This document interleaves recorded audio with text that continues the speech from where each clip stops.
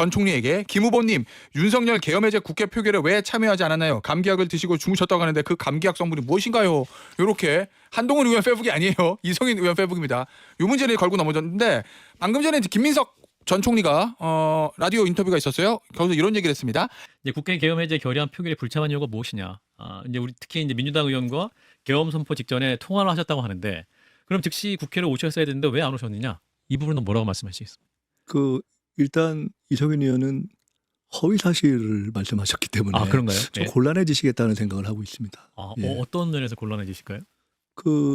지금 저도 얼핏 좀 전에 봤는데 예.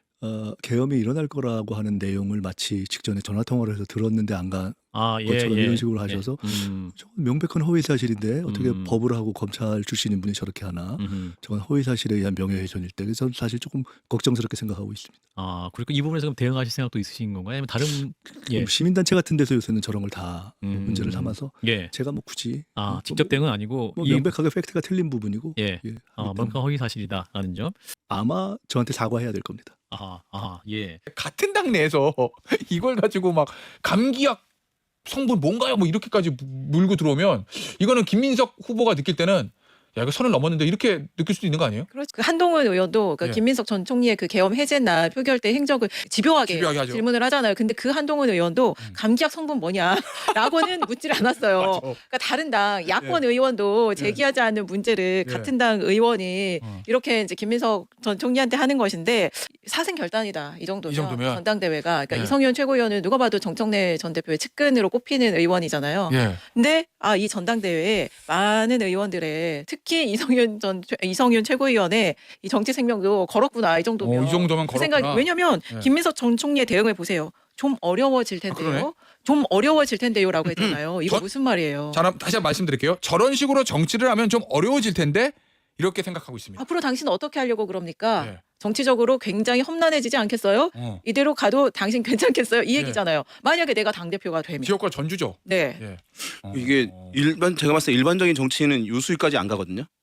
예, 실제로 정치를 이제 오래 하신 분들 같은 경우는 어느 쪽을 이제 이렇게 대립되는 경쟁 상황에서도 상대방 공격할 때 손을 안 넘는다. 나중에 여지를 이제 놓을 수 있는 정도를 남겨놓는 것인데 지금은 여지를 완전히 다리를 잘라버린 상황이고 굉장히 이제 원한이 굉장히 남게 이제 이 글을 쓴 상황이어서 우리 말씀하신 대로 회복이 좀 불가능한 상황으로 보이는데 정청래 전 대표의 워딩입니다. 네거티브 하지 않겠다. 동지 언어만 쓴다. 대개 이제 선거 캠페인에서 이렇게 정답이 뭐냐 하면 이렇게 이제 공방이 좀 치열해질 것 같은 상황에서 후보는 빠져. 후보는 네거티브 하지 마세요. 후보는 좋은 말만 하시고 그 캠프에서 네거티브를 담당하게 한다. 이게 이제 사실은 되게 FM 모범 답안이에요. 국가 배드캅이구나. 이제 선거에서 많이 그렇게 하거든요. 왜냐하면 부정적인 언어가 이제 실제 메인 후보한테 연결이 되게 되면 이제 마이너스 요인으로 작동하는 것이거든요. 그래서 이제 그 주변 분들이 그럼 네거티브를 담당하자라고 이제 얘기가 되지 않았을까라는 싶은데 그러면 거기서 이제 이 수위를 사실은 적정하게 가져가는 게 중요한 부분인데 지금 이 상황 같은 경우는 과하면 그 지지자들이 사실은 좀 심한 거 아니야라고 하는 반발을 불러올 수 있는 것이거든요. 총리가 그렇게 이야기했잖아요. 이제 표결할 때 국회 안에 들어와 있었다. 근데 뭐 본회의장에 못 들어갔다 이런 취지인 것 같아요. 뒤늦게 들어갔다. 근데 그날 새벽 5시인가 그 윤석열 전 대통령이 계엄 해제 인정할 때까지 거의 스탠바이로 있었지 않습니까? 의원들이. 그러니까 그때 내가 뭐 누구랑 같이 있었다 하거나 그 뭐 CCTV나 같이 있었던 사람의 이걸 하면은 끝날 것 같아요. 근데 그걸 안 하면 오래 갈 수 있지. 자꾸 꼬리가 납니다. 진짜 본인 뭐 있었냐, 뭐 왜 아무도 못 봤냐라고 되는 거죠. 만약 여기서 이성윤 의원이 하나 더 받으면 오늘 왜냐면 받을 거면 오늘이거든 타이밍이. 왜냐면은 김민석 전 총리가 야 이거 나는 국회 안에 있었다 뭐 그렇게 하고 당신 저런 식으로 정치를 하면 좀 어려워질 텐데 이렇게 얘기를 했기 때문에 이성윤 의원이 다시 받으려면 지금 받아야 되잖아요. 그렇죠. 양갈래길이에요. 예. 뭐 예를 들어 증거 까라라고 하는 게 있고 냅다 이렇게 제가 생각이 부족했습니다라고 하는 게 있고 빨리 하려면 빨리 해야 되고 그냥 지금 오전에 뭔가 해야 된다니까 지금. 감정이 아주 굉장히 많이 들어가 있는데 사실 지난번에 저희는 그런 경험을 우리 당에서는 해봤거든요. 그때는 이제 아예 대통령실이 직접 나서서 한동훈 대표 당대표 선거할 때 뭐 온갖 마타도어를 쏟아붓고 그다음에 무슨 김옥균 프로젝트라고 그래서 너 당대표 돼봤자 뭐 100일 이내에 쫓겨날 거야. 뭐 6개월 이내에 쫓겨날 거야. 이런 얘기들을 막 퍼뜨리고 그래서 보면 그런 걸 보면 어떤 생각이 드냐면 야 그 가장 치열한 전쟁은 내전이라고 그러더니 네. 그 말이 맞구나라는 생각이 들 정도예요. 근데 아니 그때 그렇게까지 비상계엄이 있을 것이다라고 그렇게 외치던 분이 정작 비상계엄이 발효된 날 네. 나타나지를 않았어요. 아니 감기약 먹고 잤다 잘 수도 있죠. 근데 그러면 부인이라도 깨울 거 아니에요. 그렇죠. 누구라도 가족이라도 이거 지금 비상계엄 당신 말한 대로 비상계엄 터졌다. 지금 다들 국회에 모이고 있다. 영등포 아닙니까 또 지역이. 가야 되는 거 아니냐. 이래서 당연히 왔어야 돼요. 근데 안 오셨어요. 그러니까 그거는 뭐 도대체 뭐냐 당신 이렇게 비판을 받을 수 있고 그 당내에서도 지금 그런 얘기 나오는 거 아니에요.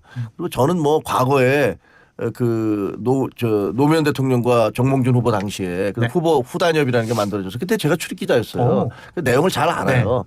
그 김민석 후보는 좀 억울한 부분도 있어요. 그거 내가 그냥 간 것도 아니고 뭐 여러분이 너는 그쪽 가서 역할 분담해라 해서 간 부분이 있는데 동교동계 이제 와서 나를 그렇게 몰아세우면 어떡하냐라는 것도 일부 맞는 부분이 있거든요. 하지만 뭐 그런 부분도 어쨌든 경선이라는 것은 본인의 과거에 대해서 다 이렇게 드러내는 작업이니까 그런 것들 다 이번에 다 잘 털고 가셨으면 좋겠다라는 생각해요. 이거를 뭐 감기약 성분 어떻게 입증하겠어요? 근데 그러니까 처방. 그 김민석 총리한테 제가 처음에 계엄 관련해 가지고 이렇게 사전에 경고할 때 좀 대들었어요. 뭐라고요? 민주진영이 무슨 80년대 정치에 빠져 있다. 어떻게 계엄을 하냐 했다가 실제로 계엄이 나고 난 뒤에 요걸 바가지로 먹었습니다. 그만큼 사람들이 예측하지 못했던 사안들에 대해서 뭐 경고하고 예방 조치를 하려고 했던 사람이라서 그거 하나 가지고 이제 비판하면 되게 옹색해진다고 저는 생각을 하고 기본적으로는 저희 당의 이제 어른들이 옛날 얘기 말고는 할 게 없나라는 생각이 들어요. 아쉽다. 네, 뭐 지금 우리나라에 산적해 있는 문제들이 많이 있잖아요. 서정국 변호사님 맨날 그 지적하는 뭐 고금리, 고물가, 고환율 뭐 많이 있지 않습니까? 그런 거를 여당으로서 어떤 비전을 가지고 뭐 해결해 나가겠다라고 한다든가 이런 논쟁을 해도 시원찮을 판에 2002년 얘기하고 뭐 하다못해 이게 가까운 과거든 먼 과거든 그거 가지고 지금 인정투쟁 벌이고 있는 거지 않습니까? 네. 그래서 저는 그게 과연 그 일반 유권자들이 봤을 때 그렇게 이입되는 방식으로 저희가 당권 경쟁을 하고 있나 싶어요. 그래서 당 자체가 다 당대표라고 하는 자리에 가겠다는 건 여당이란 자리를 어느 방향으로 가져가겠다라는 그 비전을 갖고 하는 거지 감기약 성분 논쟁하는 그런 자리는 아니라고 저는 생각합니다. 저는 이성윤 최고위원 제가 너무 잘 알죠. 아시죠? 네. 제가 법무부 장관 했으니까요. 네. 한민수 의원 너무도 잘 압니다. 친하기도 합니다. 그러나 정청래 전 대표 옆에서 측근 최고위원이었고 비서실장이었습니다. 한민수 의원의 유치이탈 화법에 내용이 없기 때문에 뭐라 하기는 좀 그렇고요. 네. 결국 이분들도 자기 정치 최고위원 출마하는 거 아닌가 하는 생각이 들어요. 자기 정치의 표본인데 이성윤 최고위원에 대해서 한마디 해야 되겠습니다. 네. 계엄 얘기를 하는데 지금 김민석 전 총리께서 정청래 대표에 대한 자기 정치는 대표직으로서 적절했느냐라는 것을 따져 묻는 거잖아요. 그렇죠. 직전 직함에 대해서. 그러면 이성윤 전 최고위원도 김민석 전 총리의 총리직 재임 1년 동안에 가타부타 잘못 여부를 따져야지 그 이전 사안 우리가 집권하기 이전 사안인 계엄 우리가 슬기롭게 잘 극복하고 진압한 계엄 문제를 그렇게 얘기하는 것은 저는 법조인답지 않다 하는 생각이 듭니다. 감기약 성분 밝혀라는 어떻게 생각하세요? 이게 좀 감정이 들어간 공격이라고 생각지 않으세요? 어떤 거요? 감기약 성분 밝혀라. 그날 왜 표결이 늦었냐? 아이고 참 왜 사람이 아이고 참입니다. 아이고 참이요. 알겠습니다.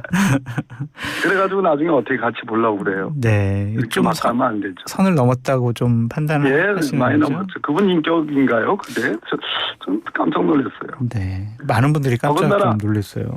더군다나 팩트도 안 맞죠. 무슨 의원한테 무슨 전화를 받아가지고 사전에 알았다 하는 식으로 얘기하면 그거는 허위 사실이죠. 총리께서도 지적하셨듯이. 어제 오늘 제기됐던 이미 네거티브가 아닌 토론의 주제로 확정된 자기 정치를 뺀 네거티브 문제에 대해서 말씀드리면 이성윤 최고위원께서는 그 12월 3일 계엄의 밤 문제에 대해서 자는 척했다라는 표현과 그리고 계엄에 관련한 전화를 받고 국회로 달려오지 않았다라는 명백한 허위 사실을 말씀하셨고 제가 듣기로는 그에 대해서 이미 시민단체가 고발한 것으로 알고 있기 때문에 저는 그 부분에 대해서는 이성윤 최고위원께서 그 고발에 대해서 법적으로 대응하시는 문제로 이미 바뀌었다 이렇게 생각합니다. 그것은 법적으로 대응하시되 제게 대한 사과대로 하시는 것이 바람직하겠다 이렇게 생각합니다. 최민희 의원님께서 또 여러 가지 말씀을 해주셨는데 최민희 의원님의 내용을 제가 다 세밀하게 보지는 않았지만 아마 그 유튜브 상에 또는 온라인 상에 유튜버나 또 많은 분들이 문제 제기한 이른바 8월 통합전대설, 그러니까 대통령님이나 또는 청와대에서 8월 통합전대를 제기했고 제가 그것을 방해하거나 무산시켰다라는 취지에 대해서 입장을 밝혀달라. 또 제가 입장을 밝히기 어려우면 그에 관련해서 아마 강덕구 페북이라고 이야기되는 그 건과 관련해서 강덕구 최고위원님이 입장을 밝혀달라. 아마 이 내용을 핵심적으로 제기하신 것 같습니다. 그래서 저는 그 문제 또한 매우 잘 되었다 이렇게 생각합니다.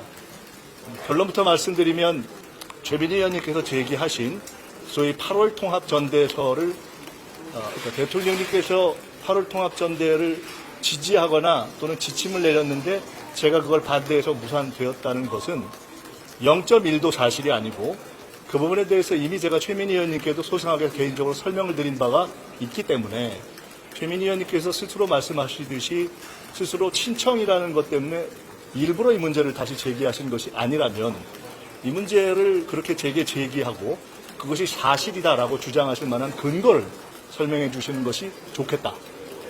그리고 이 문제에 대해서는 제가 문제 제기의 수준이 현재 당 내외에서 제기되고 있는 많은 어떤 잘못된 왜곡과 비슷한 수준의 문제 제기이기 때문에 제가 이미 예고한 바 있는 유튜버 백문백답의 시간에 이 문제 등을 포함해서 더 충분하게 과거 합당 문제라든가 또는 8월 통합전대 설 등에 대해서 문제 제기가 되면 제가 충분히 설명 드릴 때 함께 드리면 될 것 같습니다. 다시 한번 말씀드리지만 소위 8월 통합전대라는 여권 내의 지침이 있었고 그것을 제가 반대하거나 방해했다라는 것이 0.1이라도 사실이면 저는 이번 전당대회에 당대표 후보로 등록하지 않겠습니다.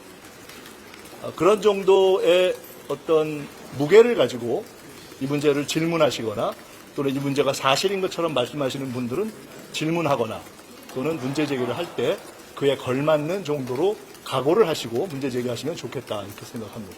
저는 합당 문제, 검찰개혁 문제, 공천 문제, 선거 지휘 문제와 관련된 여러 가지 부족함, 토론 부족, 수기 부족, 그리고 당정 조율 부족 등등을 또 당내 토론 부족 이런 것들을 자기 정치라고 지적했고 그 폐해가 우리 당의 지난 1년 동안의 문제라고 지적했습니다. 정청래 전 대표께서는 제가 딱 한 번 이야기했던 당대표가 저의 오랜 로망이었다 하는 것을 말씀하셨기 때문에 이 두 가지 가운데 어떤 것이 진짜로 지난 1년 동안 우리 당의 어려움을 가져온 자기 정치의 폐해인가에 대해서 이제 토론하고 당원들이 평가할 시간은 이제 돌아왔다 이렇게 생각합니다. 그래서 저는 그것에 의미를 부여합니다.